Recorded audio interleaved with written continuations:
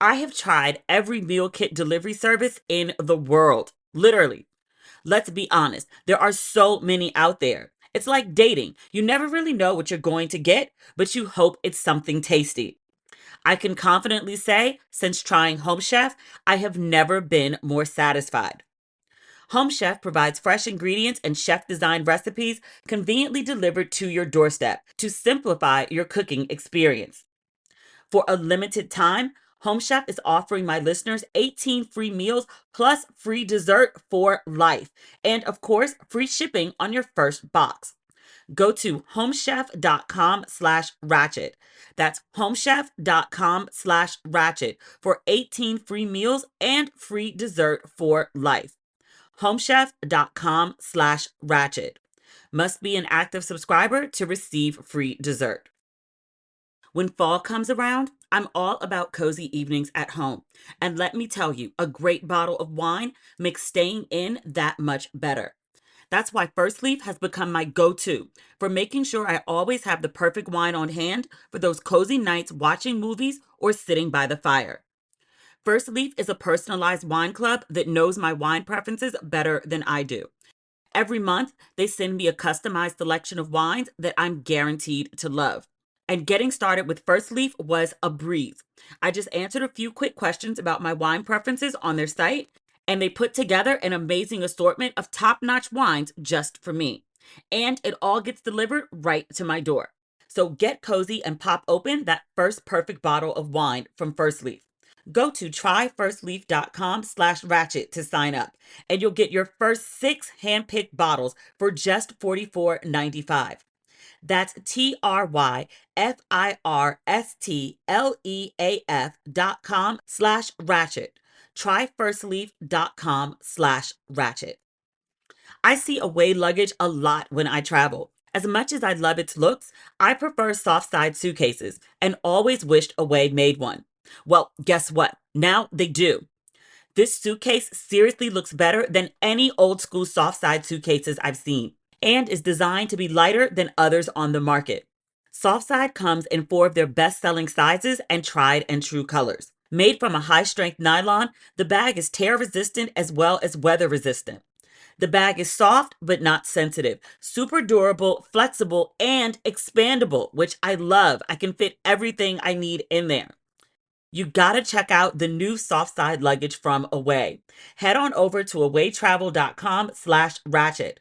That's awaytravel.com/ratchet to see the new soft side luggage from Away. awaytravel.com/ratchet. Ladies and gentlemen, boys and girls, and those who don't identify as either, you are listening to Ratchet and Respectable. Hey, I'm gonna warn you right now, if you are playing this in the car and there are children present, you need to turn me off. If you are playing this at work and you don't have your headphones on, this episode requires headphones. This episode is 18 and up. Sometimes Ratchet and Respectable has an explicit rating, which I was like, me? Explicit? But yes, today is an explicit episode. We need to talk about the current lieutenant governor of North Carolina, this black Republican guy who pals around with Trump. CNN released an expose about him today. He used his personal email to be on various porn sites and also Ashley Madison. He is a married man. He's been married since 1990. He is also a minister, my father pointed out, and I was like, thank you for that tidbit. I did not know. But he was on Ashley Madison, which is the site that folks go on looking to cheat on their partners. He also, as I mentioned, had been on several porn sites. And if you go to porn sites and you just watch porn, I mean, that's between you and your server. He goes on porn sites and he's one of the people that leaves comments, which I was like, what kind of sexual deviant leaves messages and critiques on the porn sites like it's a message board? This mofo. CNN ran some excerpts and they said that there was much more, but it was too much for CNN to publish. It was too scandalous. And I thought to myself, I said, well, how scandalous can it be? I mean, there's only but so much that could shock me. I used to edit romance novels for a living. That was my first real industry job. I had a government job for a year when I first moved to New York.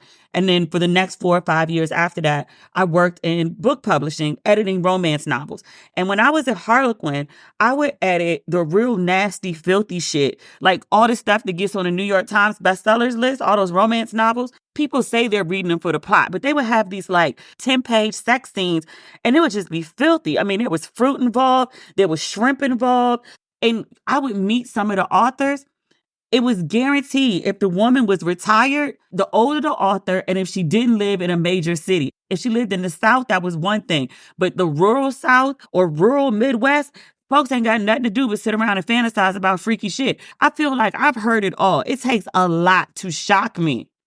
I've read some of the stuff this man was saying on these porn sites. We're going to read some. At the end of the episode, we have some other things we need to get to. But I'm just letting you know, it's filthy.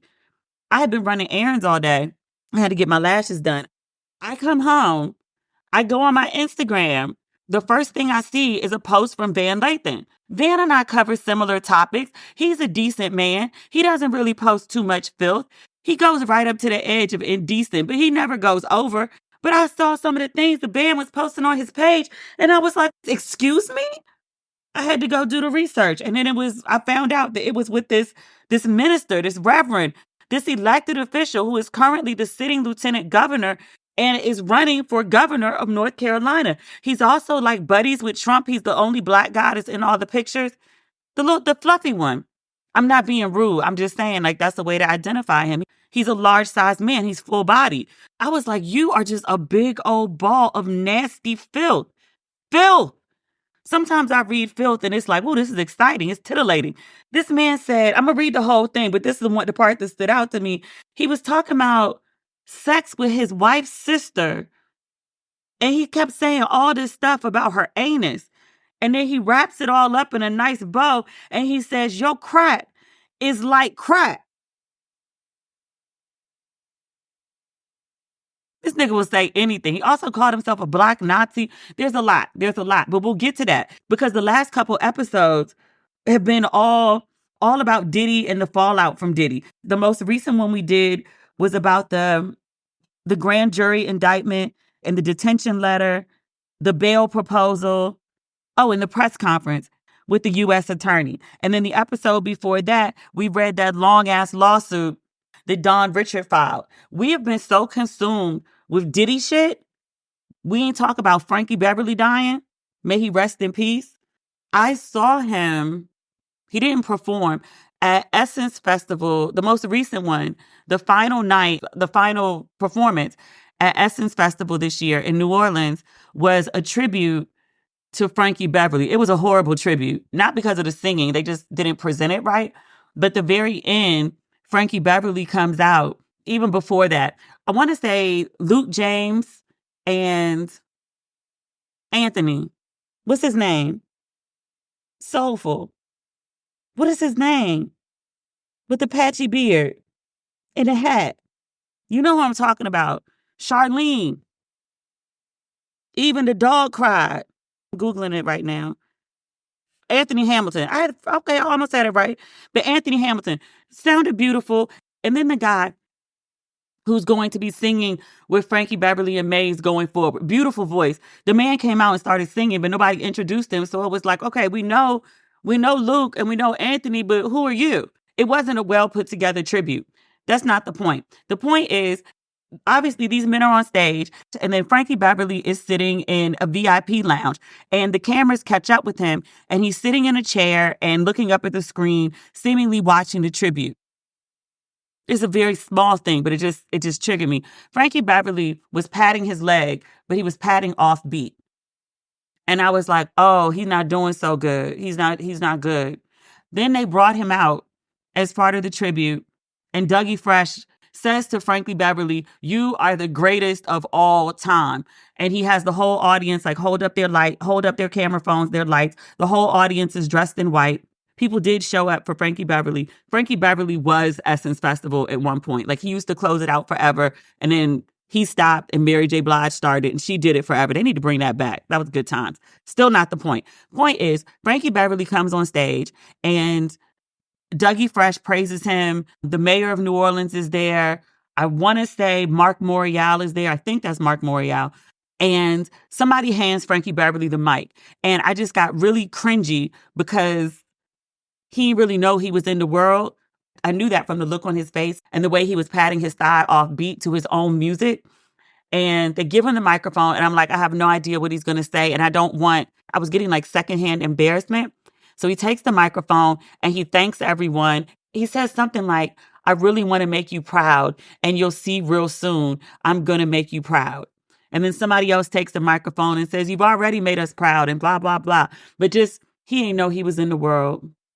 He didn't know where he was or what was going on. Like he wasn't fully there. Hearing that he passed away last week wasn't very surprising to me. I love Frankie Beverly like every other Black person loves Frankie Beverly. He is, as Dougie Fresh said, the greatest of all time. If you want to see a clip from that, I posted it on my Instagram page.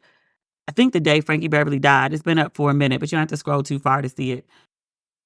I saw Usher did a tribute to Frankie Beverly. He went and got some gigantic white fur, was sitting on stage looking like a polar bear, cute ass. And he put on a white ball cap, white pants, all white. Frankie Beverly, all white.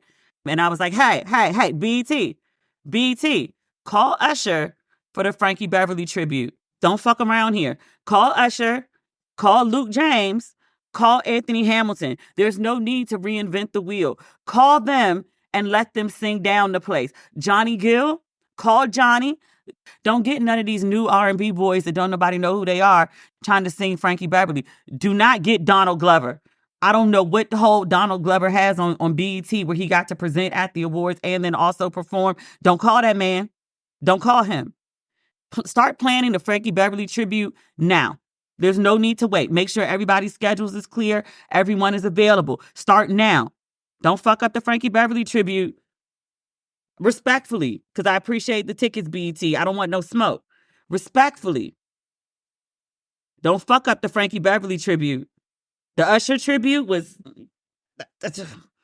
We're going to let it go. We talked about it at the time. We're going to let it go. But don't fuck up Frankie Beverly. Are you interested in the struggles our children face in the classroom?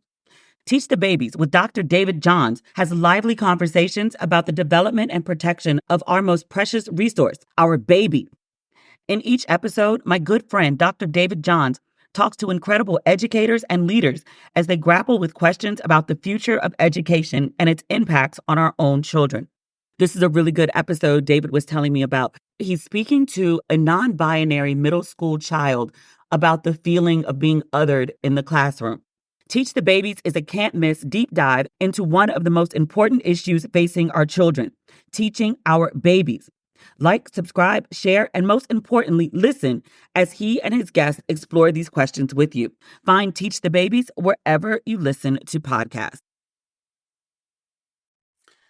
This show is sponsored by BetterHelp. Kids are always learning and growing, but as adults, sometimes we lose that curiosity. What's something you'd like to learn? Gardening, a new language, or maybe how to finally beat your best friend in bowling. Therapy can help you reconnect with your sense of wonder because your back-to-school era can come at any age. If you are a regular listener to Ratchet and Respectable, and I hope that you are, you know that I am a huge advocate for therapy. I think everyone needs some, especially the people that think they don't. Trust me, friend, you do. It's good for you. If you're thinking of starting therapy, give BetterHelp a try. It's entirely online, designed to be convenient, flexible, and suited to your schedule. Just fill out a brief questionnaire to get matched with a licensed therapist and switch therapists anytime for no additional charge. I love how easy BetterHelp makes it to receive professional help. Rediscover your curiosity with BetterHelp. Visit betterhelp.com/ratchet today to get 10% off your first month. That's BetterHelp, HELP.com/ratchet. I have tried every meal kit delivery service in the world. Literally. Let's be honest, there are so many out there. It's like dating. You never really know what you're going to get, but you hope it's something tasty. I can confidently say, since trying Home Chef, I have never been more satisfied. Home Chef provides fresh ingredients and chef-designed recipes conveniently delivered to your doorstep to simplify your cooking experience. Whether you prefer classic meal kits with pre-portioned ingredients and easy instructions, speedy recipes ready in less than 30 minutes, or oven-ready kits with pre-chopped ingredients, Home Chef has you and the entire family covered for delicious meals without the hassle. Home Chef has over 30 options a week and serves a variety of dietary needs, so you don't have to worry about what to make ahead of time. And my favorite part, not only is it convenient, but it's economical too. Home Chef customers save an average of $86 per month on groceries. For a limited time, Home Chef is offering my listeners 18 free meals plus free dessert for life. And of course, free shipping on your first box. Go to homechef.com/ratchet. That's homechef.com/ratchet for 18 free meals and free dessert for life. homechef.com/ratchet. Must be an active subscriber to receive free dessert. Another story, big story that we missed. This story is alleged. No reputable site has actually posted the story, but tons of sites, like every gossip site, has posted it. I have no idea whether this is true or not. In fact, it may not be true. I'm going to talk about it just because it allows me to talk about a bigger cultural issue. There is a rumor, unconfirmed and unsubstantiated, that Megan Good is paying all of Jonathan Majors' bills. Jonathan Majors has been her boyfriend for about a year and change now. She says this is the happiest she's ever been. They're very much in love. He implied, at least, that he was thinking about marriage. If he was going to marry anybody, it would be Megan. Like, marriage is on his mind. Like, so do you have a job? Do you have a job?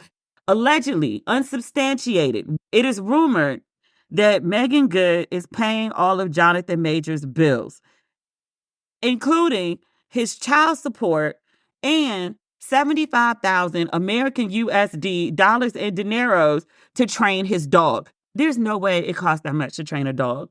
Like, there is no way. There's only certain things that can make a woman want to pay a man's bills. Dick. That's it. I don't want any penis that is so good that it makes me want to pay bills. Megan Good, is her money. You got it to spend it. She been working. We done seen her. It was a Tyler Perry movie, but it was on Netflix. And apparently Tyler Perry is paying good wage for bad films. Her money to spend how she see fit. Because I'd be damned if somebody come telling me, like, D, you shouldn't have spent that much on that. I spend what I want to spend on the things that make me joyful. Apparently, his dick makes her joyful, allegedly. She wants to spend money on it. And I was like, yo, that is premium prime grade A dick. I respect it. I don't want nothing to do with it. I rebuke it. I don't want it near me. I don't want anyone who possesses prime, premium, grade A dick near me. I don't want no parts. Keep it away. I got my hands in the air. They're crossed like I'm from the Bronx. I don't want anything to do with it. I'm good with dick that is like good enough to inspire dinner. I might take you to Red Lobster. I might take you to Joe's Seafood. Not really a big Red Lobster person. I'll take you to Joe's Seafood. You can have a fried asparagus. You can have whatever you want on the menu. I'm good with dick that inspires me to want to buy you a good dinner. Like, you want a little steak? I'm good with dick that would make me want to bake you something. You want an apple pie? You want some cookies? You want a pound cake? German chocolate is a little too much for me, but you know what? I'm willing to try for good dick, not great, not premium, just good, solid, like an 8.5. Megan allegedly is dealing with 10. I don't even want 9. I don't even want to be on a slippery slope of getting to level 10 dick that makes me want to pay bills for it. I'll chill around like a 8.4, 8.5, no more than an 8.6. I don't want to glide into the 9 and then find myself at a 10 paying some man's gas and electric. I don't paying a lease on his luxury vehicle, paying his rent. I don't want nothing that good. My boy bestie hit me. He said, "Why do you hate men?"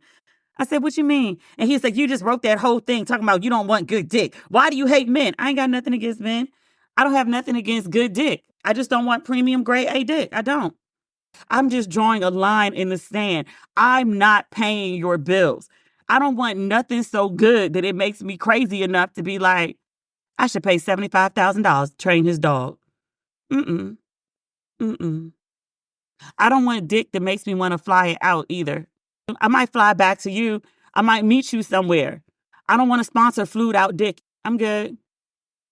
Just dinner and maybe some baking. Cookies. Want some cookies? Want some cake?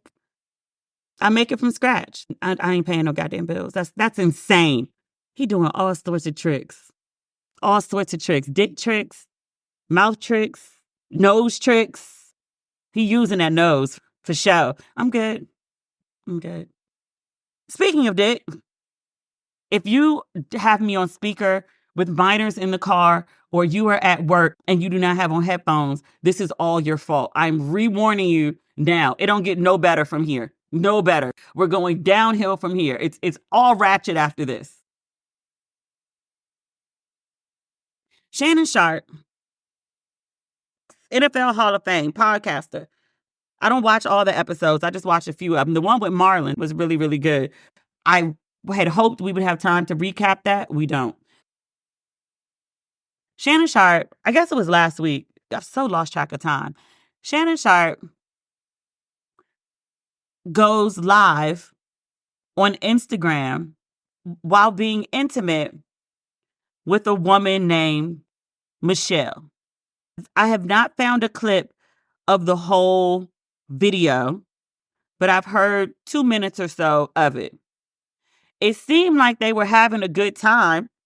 I've seen people online make fun of, Shannon and his breathing, some of his talking. Some people didn't like all the talking. Some people loved the talking. That's a preference. No judgment. He did some grunting and some growling. And some people were like, is that what old men do? Like, we heard about the worms thing. We didn't hear about the growling thing. And I was like, I mean, he growls. I think Shannon is mid-50s, like 56, 57, something like that. I've never been with anybody over 50. I don't know.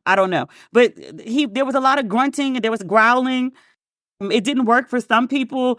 Importantly, it worked for Michelle. She seemed to like it. She called him Papa. She said at one point, she said, I love it. I think that's a pretty strong endorsement.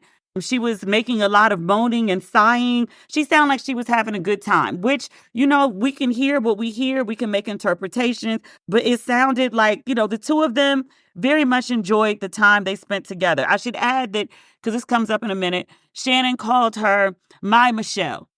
Is this someone he cares about? Is this someone he just talking his shit in the moment? You never know. Sex makes people do crazy things, as we established.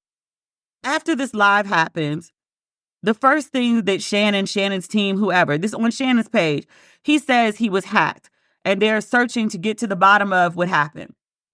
And then the following day, after the live, he does a sit down with Ocho because they have their podcast, Nightcap. And he explains that, in fact, he didn't get hacked. He says he was, with the woman. Some people were like, she sounds really young. I went back and listened to it a second time. I was like, she sounds young and she sounds white. Neither here nor there. He says that he came in the room and they were hot and heavy and he threw his phone across the room and whatever happened, his phone just went live. And he had no idea until people started calling him and was like, hey, we can hear what's happening. And he's like, you can hear what? And he was like, it sounds like you having sex. And he says, oh my God, he says, I was so embarrassed. He goes on to say that he is a professional man and he tries to be professional even in his private life, his personal life. He had just gone off on Ocho about something a couple days before, calling Ocho unprofessional for being late to their taping. So professional was top of mind. He says that he's disappointed in himself. He says it was an accident. He says he's so embarrassed. He says he had to call his children. He has daughters. He had to call his auntie and talk to her. He mentioned somebody else he had to call and basically be accountable to. He was very embarrassed by what happened. So I don't do Instagram live. I think I went live on Instagram literally the day they announced it and was like, I don't get it. Like everyone's just going to broadcast live. I don't get it. I've never done Instagram live, not mine or anyone else's. I started noticing people being like, you know how many steps it takes to go on Instagram live? Like, you don't just throw your phone and it just like, you don't just throw your phone and like hits a button and then all of a sudden you're live. Like, it takes way, way, way more than that to go live. Like, there's no way to accidentally go live. Started playing around with my phone, still didn't go live, but like, just to get to live, like, are at least 3 steps. There's no way you could just throw your phone and it just bop, bop, bops like that. It just, you can't. My theory, he wanted to get the ratings up, which I'm like, bruh, you're like one of the top podcasters. Are you serious? But people do weird things for attention. I was willing to let it go. The day after, Shannon Sharpe is like, I'm so disappointed in myself. Like, it wasn't professional. I'm so embarrassed. I had to call my family. He said he had to call his job and be like, hey, so I'm sure you heard this wasn't intentional. I wasn't pulling a stunt.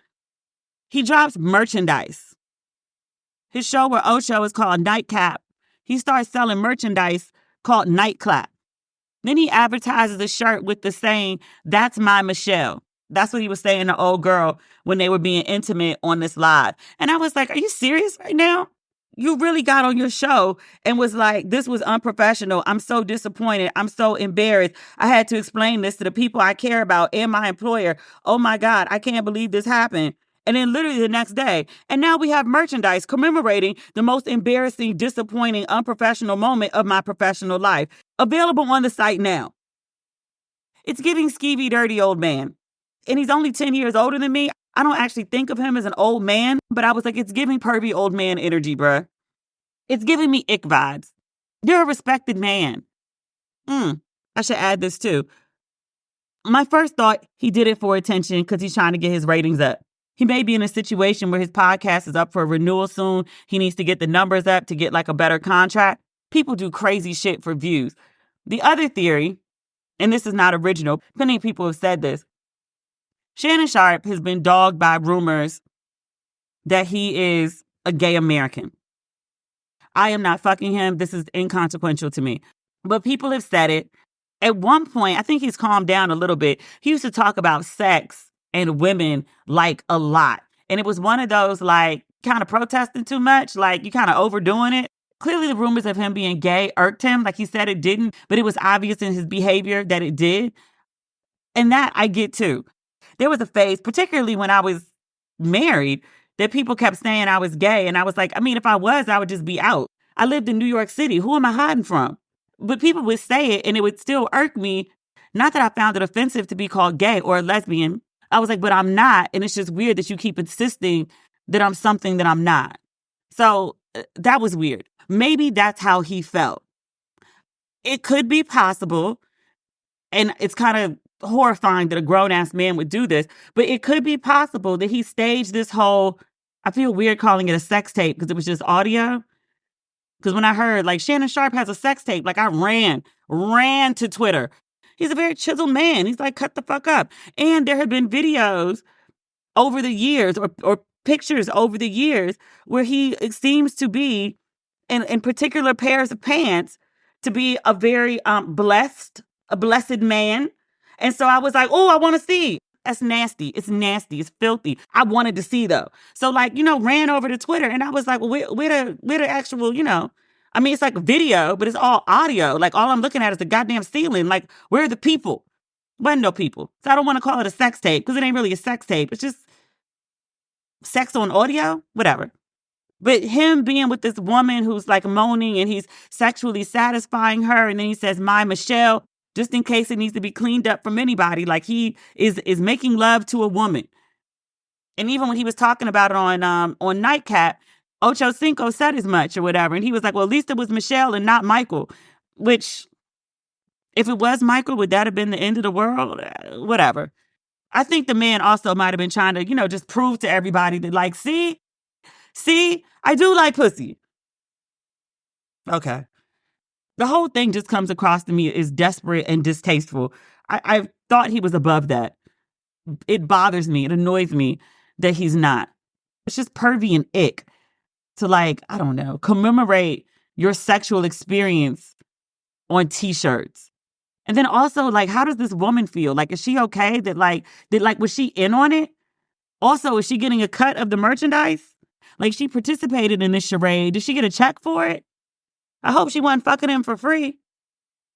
Not if he's exploiting her either for podcast views or attention or proving his sexuality or for merchandise sales. It just, it's so distasteful, so very distasteful.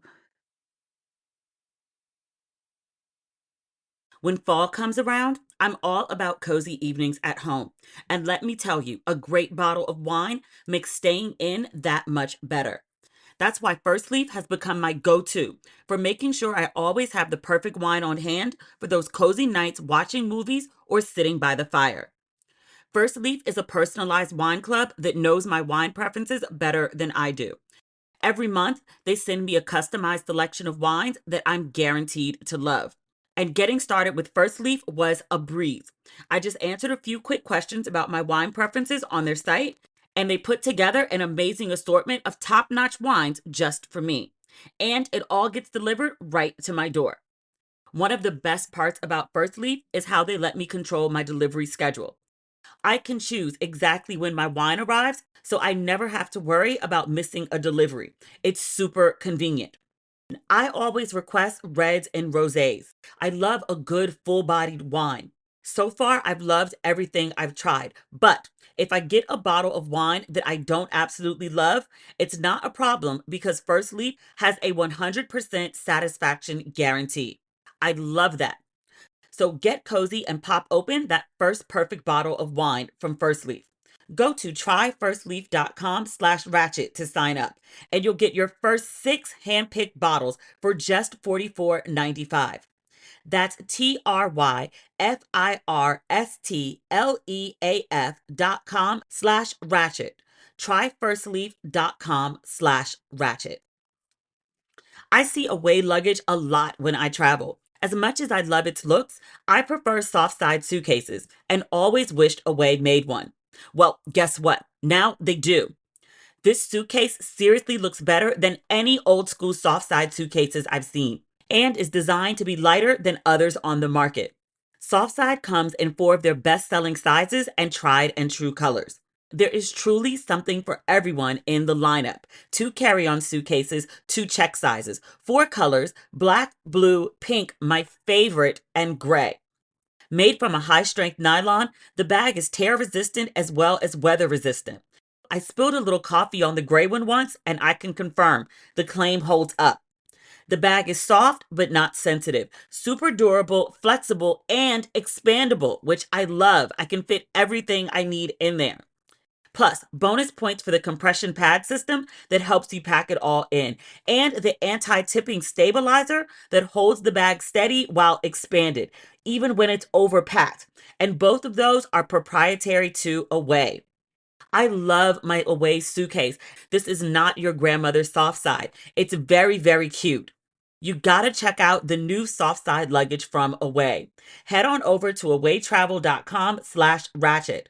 That's awaytravel.com/ratchet to see the new soft side luggage from Away. awaytravel.com/ratchet. Speaking of distasteful, I don't know if we should talk about Diddy or should we talk about, let's talk about Mark Robinson. And then if we have time after Mark Robinson, we'll get to Diddy. Fair? Mark Robinson, as I mentioned at the top of the episode, is the current lieutenant governor of North Carolina. He is running for governor. And as of right now, this is 10:22 on Thursday night, he is still in the race, which after I read to you the things that CNN has uncovered him doing, you're going to be like, girl, what? I'm reading this on AP News, Washington Post, Politico, everybody has it. Mark Robinson vows to stay in the race despite CNN report. Before we get to the CNN report, I want to give you context on Mark Robinson. I didn't really pay that much attention to him. I don't even think I realized he was a current elected official, much more that he was running for office. I knew he was a Trump crony. I saw him in the pictures with Trump at the RNC. I knew he said crazy shit about black people. You heard about the guy that said something about like they should bring back slavery, and he was like, I would have some. Did you hear this? Him. He's the guy that said it. I'm sorry, I'm scrolling through my notes real quick. I have all these screenshots. of crazy shit that he said.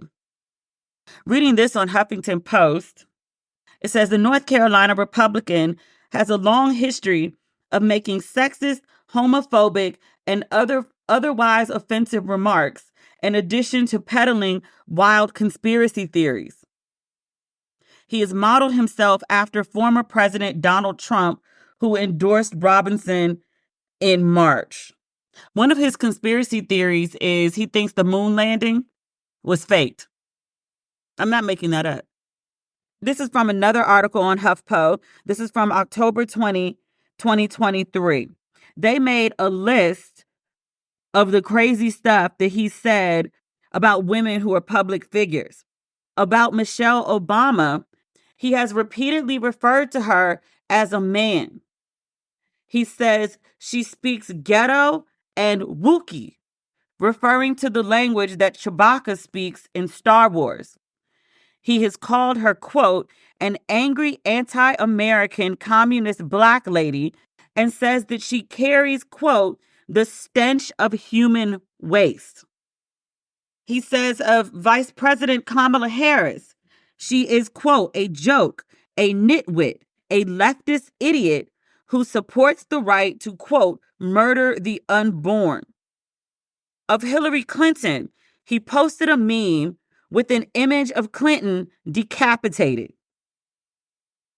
Representative Frederica Wilson, he called her, quote, a lying liberal, bottom-feeding, pond scum leftist dressing like a rejected drag queen from Brokeback Mountain.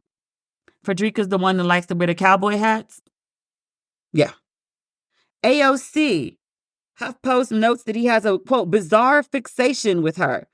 He's called her dumb, stupid, moron, shithead, a complete idiot, leftist lunatic who has been possessed by the political Satanism of socialism, and as dangerous as cyanide in Kool-Aid. He also photoshopped an image of AOC's head on Adolf Hitler's body. I'm going to remind you once again, this man is the sitting lieutenant governor of North Carolina. He is also a minister. Of Beyonce, he says she teaches our young women how to be hypersexual whores. He says, quote, she's not a singer, hashtag, she's a booty shaker. CNN did an expose on Lieutenant Governor Robinson. And they found, I mentioned this earlier, that he had been a regular commenter on a site called Nude Africa, and that also he'd used his personal email on Ashley Madison. CNN included some of the things that he said on these sites. One of them was, I'd take Hitler over any of the shit that's in Washington right now. And again, I'm reading this from CNN. In a series of 7 posts in October 2011, he disparaged Martin Luther King, calling him, quote, a commie bastard, worse than a maggot, a ho fucking phony, and a huckster. Then he accused him of being in the KKK. He's also accused of using anti-Semitic slurs. Don't have to repeat those. CNN quotes some of the things that they found, and then they say, you know, there's so much more, and it's so salacious that we're not going to publish it. But here are the sites, and here is the name that he was publishing under. Something like Mini Soldier, MINISOLDR. He took the vowels out of soldier. So journalists went and did what they do, and they found some of the phrases that he had used on the Nude Africa site and other sites that he had posted crazy stuff on. There are uncommon phrases like gag a maggot or dunderhead or I don't give a frog's ass or I don't give 2 shakes of it. And then they also found these same phrases that were used on Nude Africa. They also found that these same phrases were in use in Robinson's post on his personal and public Facebook page. So it's him. It's him. We're building up to the post that's on Band's page, which I was like, excuse me? So this is one that's circulating on Twitter right now. It's a screenshot from what he posted on the Nude Africa site. And this is from 2010. And again, he got married in 1990. He types, I am currently having an affair with my wife's sister, and I just need a place to say that out loud. She has the best smelling, best tasting pussy and asshole in the universe. Oh. You know, a lot of people like to eat ass, eat the booty like groceries. That line made it into a very popular song. People said it was vulgar, but it made it into a very popular song because a lot of people are doing it. I don't know why he felt the need to announce it, but I guess telling strangers that he likes to taste ass is, that's one of his kinks. Okay. This is from April 19th, 2008 at 2:50 in the morning. He says, I've been married 18 years and have been fucking whoever I want when I want, including my wife's fine ass sister who does threesomes with me and another girl we know. They both love that ass to mouth thing, and there is nothing like having your balls sucked and asshole licked while deep in some pussy. This the nigga? This calling people whores? You talking about fucking your wife's sister and eating her ass. You got a lot of nerve talking about anybody else's sex life and the shit they be into. Sir, nasty sir. Really sitting up here repeatedly fantasizing about your wife's sister. I hope it's fantasy. I hope this ain't confession. I would love, okay, maybe I wouldn't love to be his wife right now. I would love to see the look on his wife's face when she saw this shit. Because people in her church sending it to her. People from the church, people from the hair salon, her family group chat. Because they're going to tell her they ain't never like that nigga no way. Girl, boy, those who don't identify as either. Sir, when you decided you were going to run for office, for lieutenant governor at that, when you decided you wanted to be a politician, when you decided you wanted to be an elected official, nothing in your mind said, you know what? I might maybe want to go back on them sites and scrub some of the things that I wrote, because that's some pretty wild shit. I would never want that to come out during an election. The stuff that I've read you so far is from 2008 to 2010. The man has had like 14 years to get rid of some of this stuff. 16 years or 2008. You just don't give a fuck. You just a nasty motherfucker with no fucks to give. Just nasty. It ain't even like some random woman's asshole. Like your wife's sister. Now I want to see what the wife's sister look like. I just want to know. The fact that you out here fantasizing about your wife's sister so bad that you writing about it to strangers on the internet and leaving it up while you're running for governor. Are you that stupid or you just don't give a fuck? Just which one? Which one? Both? This is him again talking about golden showers. He says, I have a friend with benefits that loves to lay on her stomach, spread open her ass, and have me piss all over her asshole and pussy. The longer and hotter the stream, the more she loves it. Look, this is too filthy for me. I got limits, people. I got limits. Sometimes she lies on her back and fingers herself, and when she's about to come, she wants me to piss a hard, fast stream on her clit and up her asshole.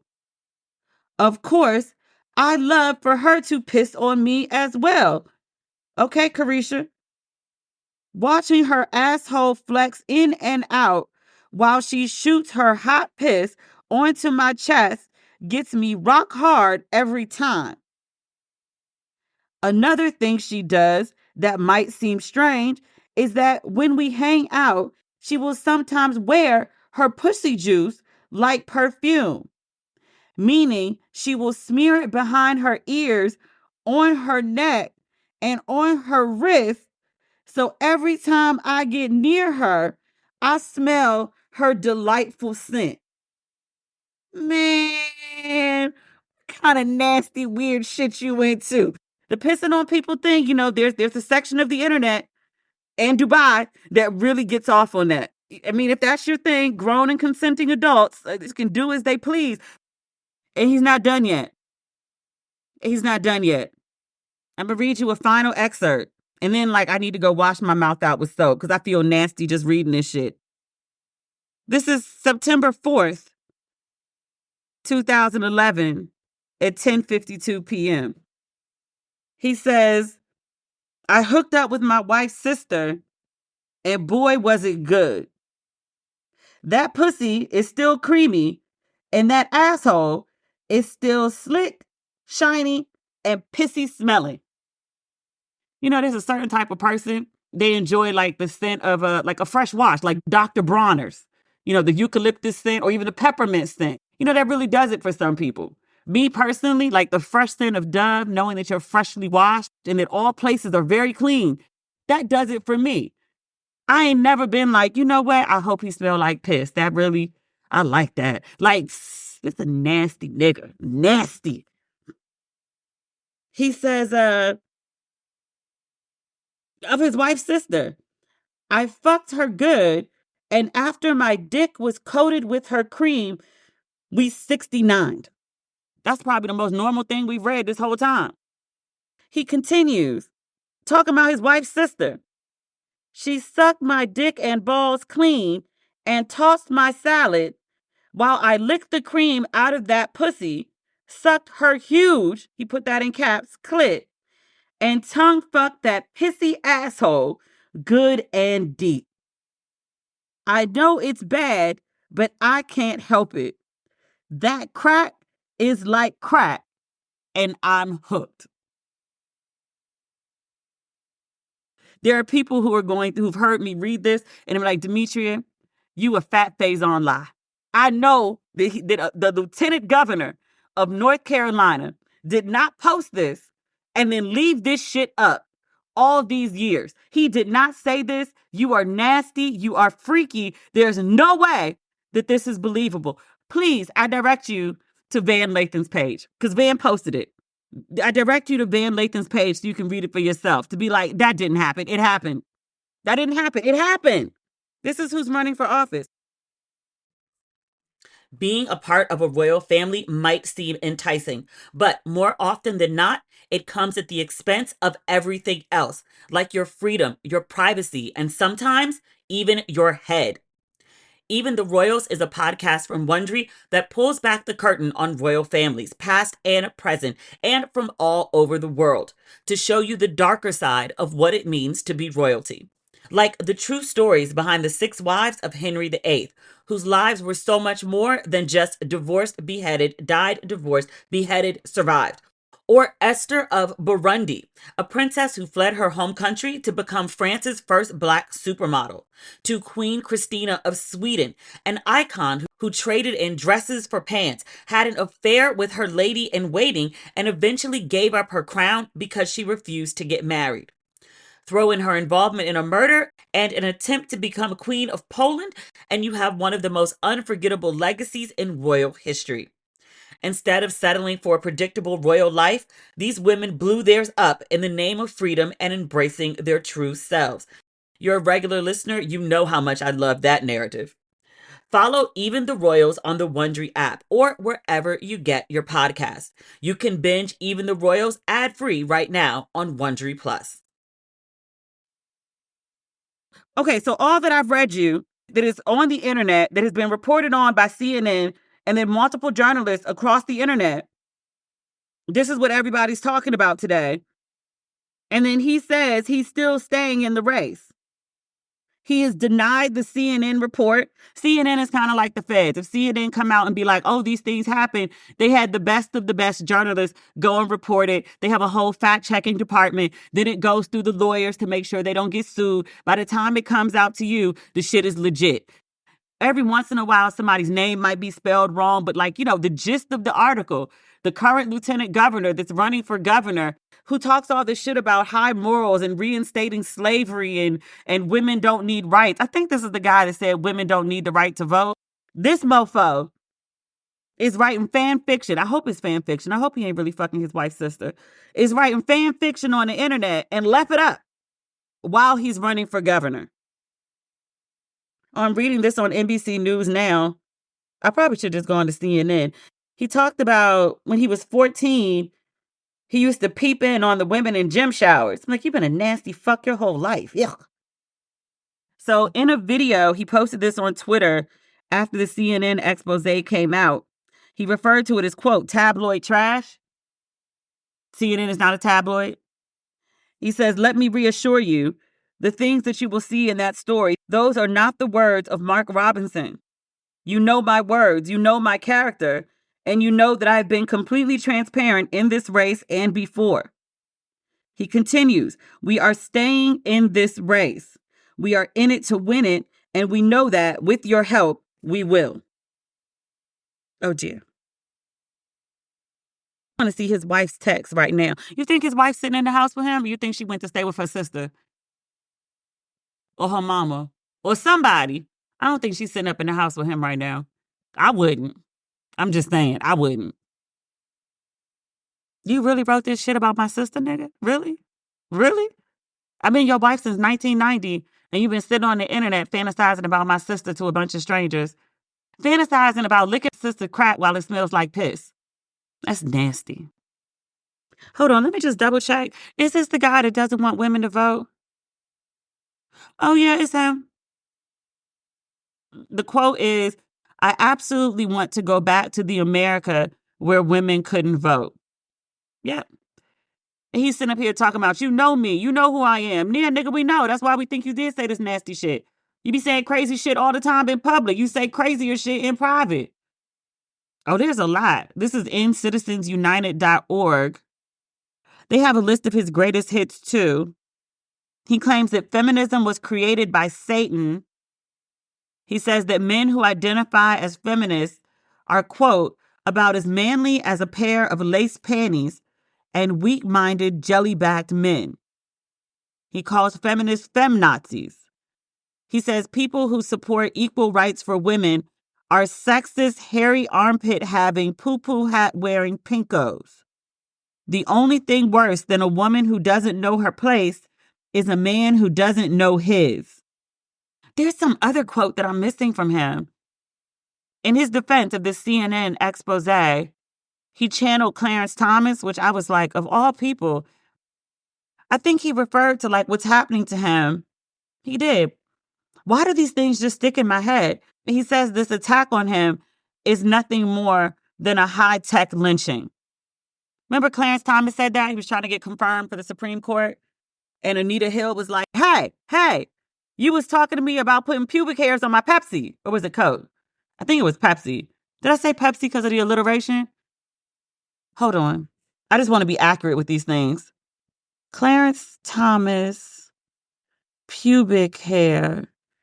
Was it a pubic hair on a Coke? It was on a Coke, not a Pepsi. But still, he's using the same line that Clarence Thomas used when he was trying to get confirmed.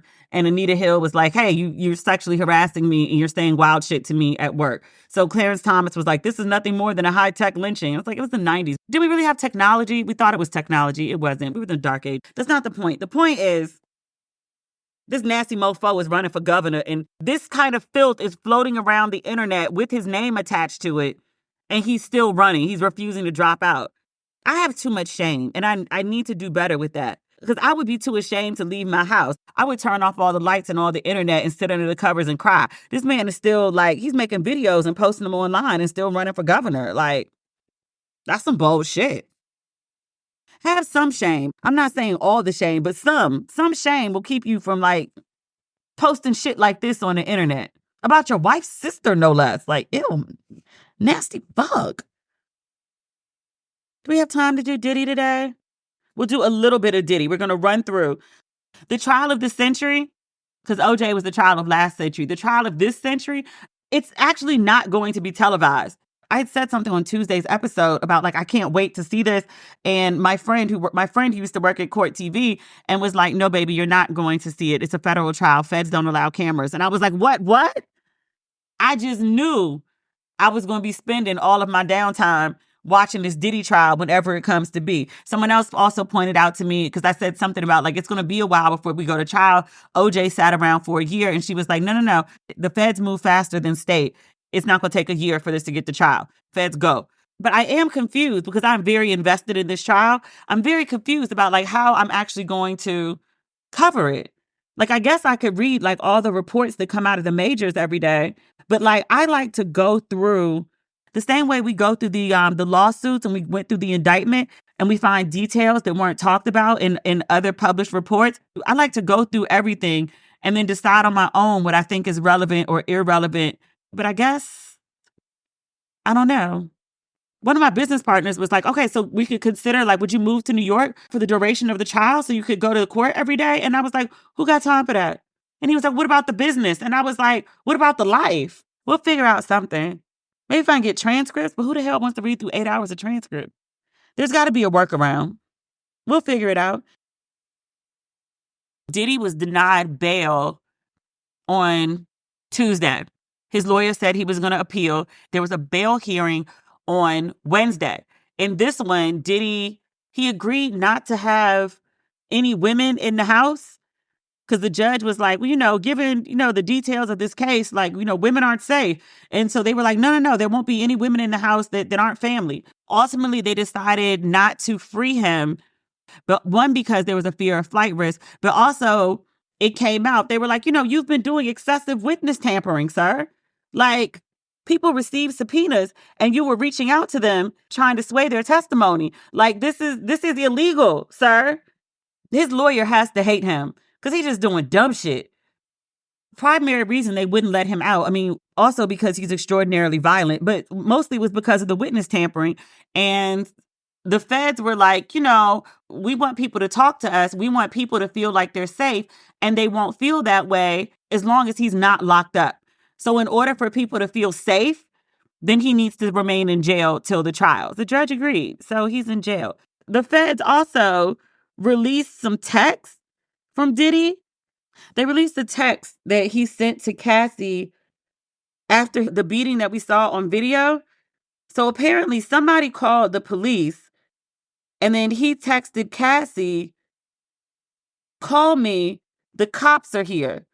And she didn't respond. And then he said, I got 6 kids.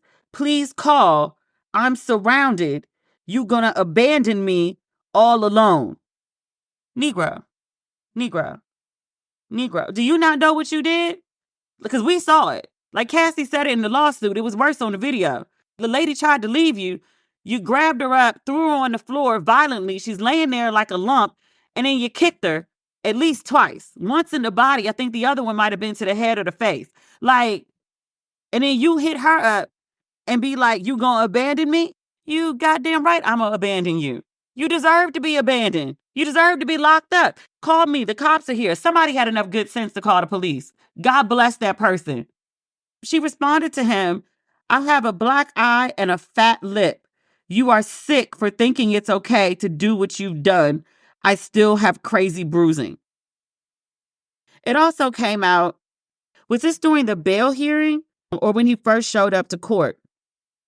So we talked about that Dawn lawsuit, and we talked about in the lawsuit, she repeatedly refers to her dirty money bandmate, Miss Harper, is that her name? Over and over and over and over and over. After the lawsuit comes out, Kalina, I think that's her name, posts on Instagram, basically, I don't know what you're talking about. I'm not saying you're lying. I'm just saying, you put my name in this. You mentioned me 33 times, literally 33 times. But like, I want no parts of this. I'm not about this life. Basically, like, leave me out of it.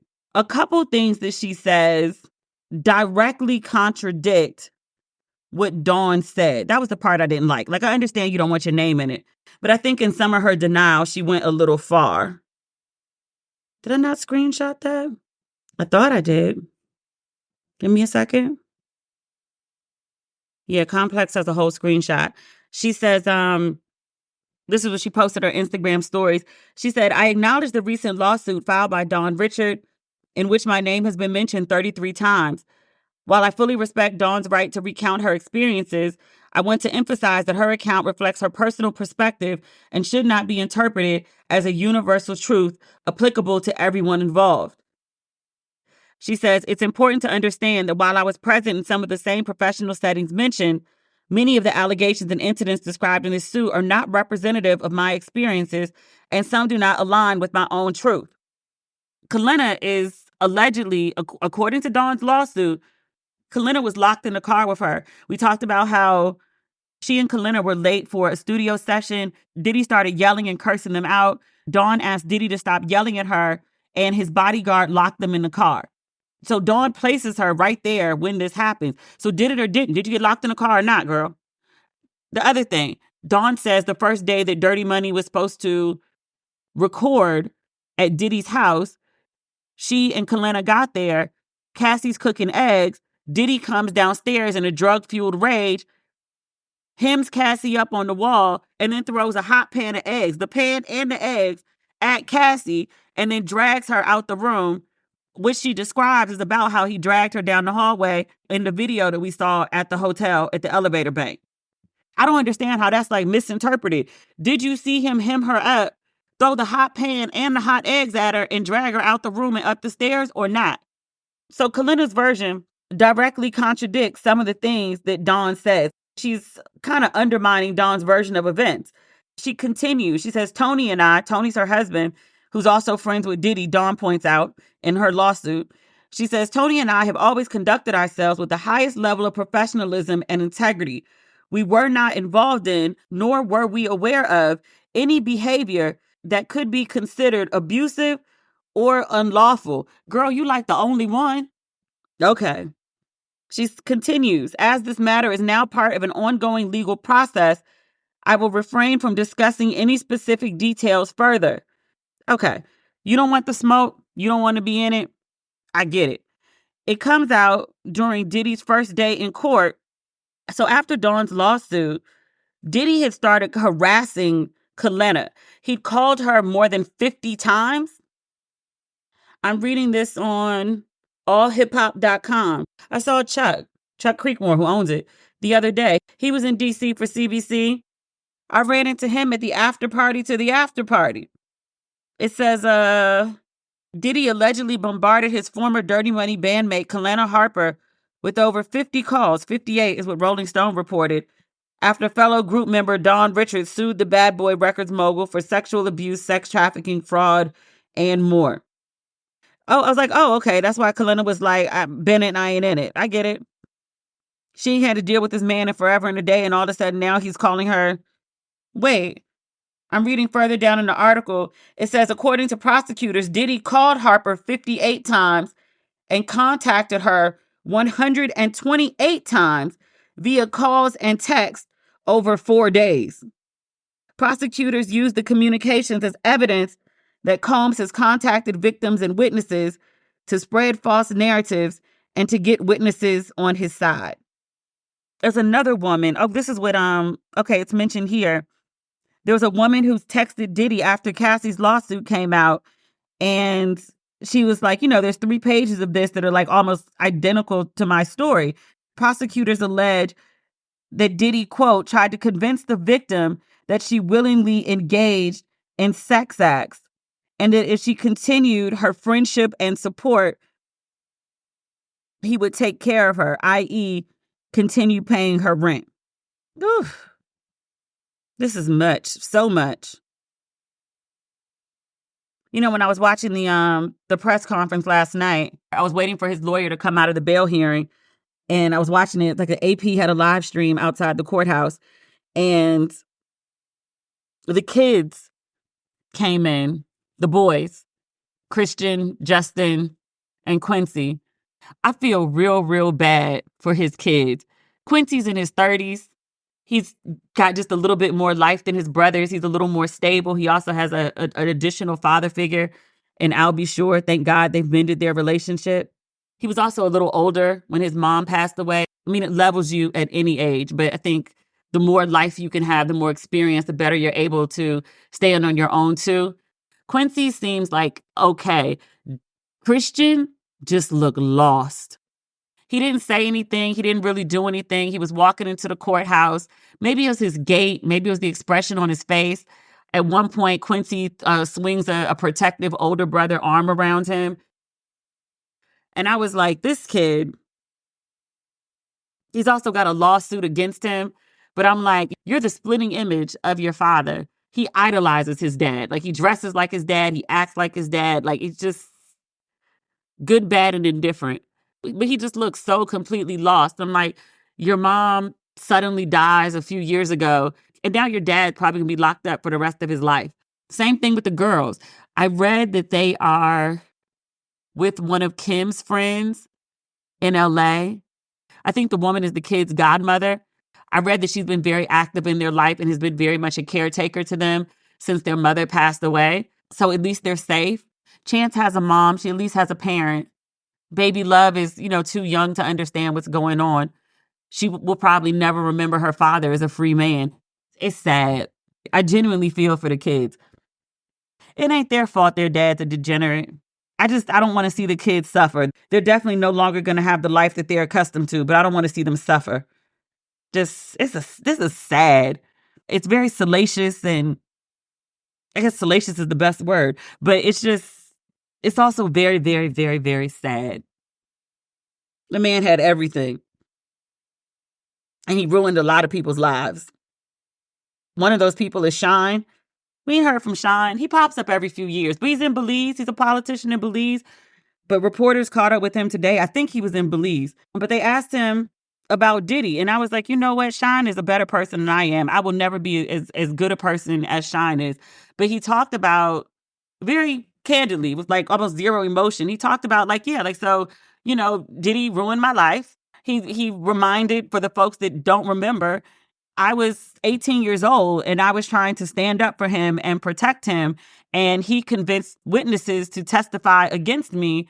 He kind of left it at that. But if you remember, Shine served 10 years for this dude. And then when he got out, he was deported to Belize.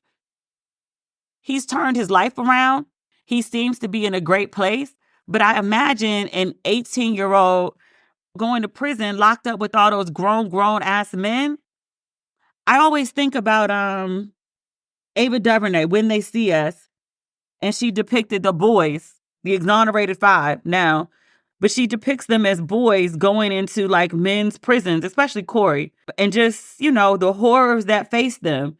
I'm sure Shine got some of those same stories. He spent most of his 20s in prison and then got deported back to Belize. And he didn't say, Diddy tried to ruin my life, or, my life was ruined for a period of time. Like he said, he ruined my life. He still carries that, which, unsurprised, he did a 10-year bid. I know people who've done less and are still fucked up. He went on to say, and I'm paraphrasing, he said something like he doesn't delight in Diddy's downfall. He said something like, I don't need somebody to fall for me to feel good, or something like that. And I was like, yo, you're a good person. I was like, you've clearly done some spiritual work. You have a good relationship with your creator. There's some family structure. You're genuinely a good person, because I have delighted in the downfall of people who've done so much less than send me to prison for a decade. Diddy has fucked over a whole lot of people. And in the same post that I was reading about Shine, and I don't think I've ever seen Jennifer Lopez's mugshot from that night. She looks high out of her fucking mind. But I was like, yo, she got a story about Diddy. She's alluded to some of it. She talked about being with him was like an emotional roller coaster. It was really crazy. She never knew where she stood. She was up and down. But she hasn't mentioned anything about it in years and years and years and years and years, nor should she. She broke up with him after that night and seemingly just entirely moved the fuck on and became J-Lo, international icon. But I was like, I wonder if she'll talk. She's not in the greatest space right now. She's going through a divorce. Her tour wasn't selling. She did that thing for, I want to say Amazon. Was it a documentary? Was it a film? I don't know. I didn't watch it. I heard about it and I was like, this don't even sound like a good idea. I really do believe she loved Ben. In 2 years, it didn't work out. And she married a man with no prenup. And I was like, oh, you really did think this was forever. I don't know how you be married 5 or 6 times and then the 5th time be like, I think it's forever. Ma'am, I know you got lawyers. I don't know why you're not listening to them. But I wonder if she'll ever tell a Diddy story. She ain't got shit to lose at this point. Might as well. Fuck it. It might gain her some fans back. She likes attention. This is one way to get it. I'm just saying. finally tell her Diddy story? That would open up some floodgates, wouldn't it? All right. That's the episode. We'll be back on Tuesday. Hopefully the news cycle will calm down. We haven't done good Black news in some time. Good Black news, me going to the Black Excellence brunch at the White House with 1,000 other Black people dressed in all white. That was fucking amazing. I guess I'll tell the story someday. We're not doing it today. Oh, this is also good Black news. I mean, it's personal good Black news, but good Black news nonetheless. Y'all boosted Ratchet and Respectable to, I want to say, number 156 on iTunes, Society and Culture, for like all of America. So like number 156 in the nation. So thank you, thank you, thank you. And I know somebody's like, 156, why are you excited about 156? Because there are more than 3.5 million podcasts on Apple, and to be 156 is like in the top 1%. And that makes me very pleased with myself. Thank you. Also, Tuesday's episode, 1,000 bottles of baby oil, that podcast episode was number 46 under Society and Culture in the whole country. So top 50 in the whole damn country. That's amazing. I pack my lunch, I go to work. I don't really talk numbers. I don't really talk scope. But every once in a while, somebody will say something slick to me like, oh, you have a podcast. Like, that's cute. But like, what do you really do? I'm like, no, I really do this. And it does really well. Somebody said that to me over the weekend. That's part of the reason I put that post up about, oh, my little podcast. She does this podcast. I'm like, D, how long have you had like your little podcast? And two things crossed my mind. And I was like, one, you have no idea the scope of this thing. And two, oh shit, you don't even like me a little bit. Damn. Somebody I actually like too. Didn't know they didn't like me. Well, you live and you learn. So that's that. Have a great weekend. We'll talk on Tuesday. Bye.